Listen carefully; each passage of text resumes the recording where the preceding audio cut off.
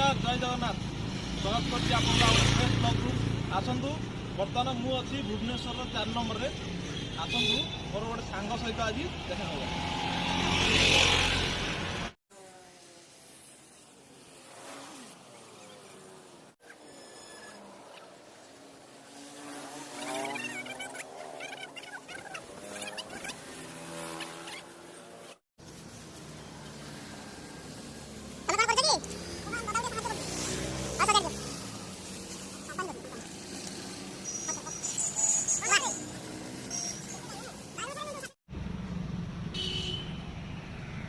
देखु ये जिनस भी ये मिलूँ आप जहाँ खोजे ता पाइबे। यहाँ हूँ कखार फूल आपको आप बेसन भी छाणी पारे भल लगे ये जिन भी ये मिलूँ आसतु।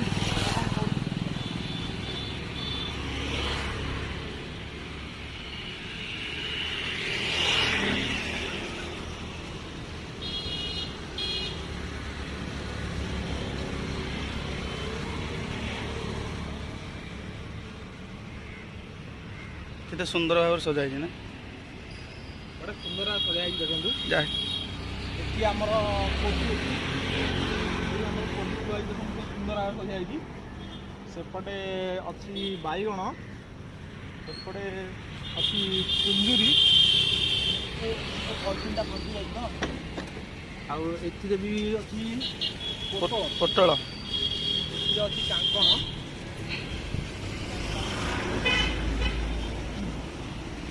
सब ट्रे गुड़ा पड़ी देखो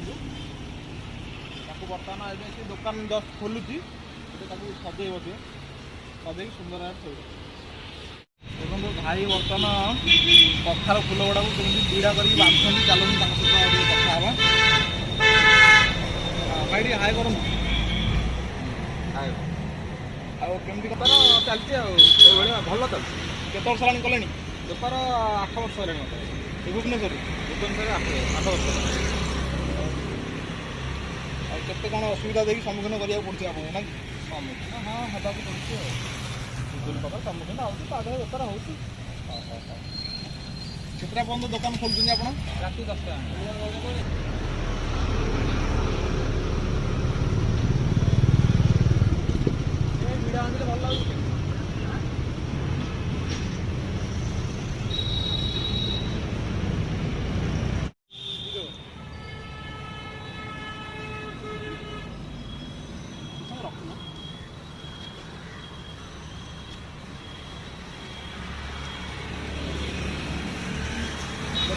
फाइनाली आम परिया गुड़ा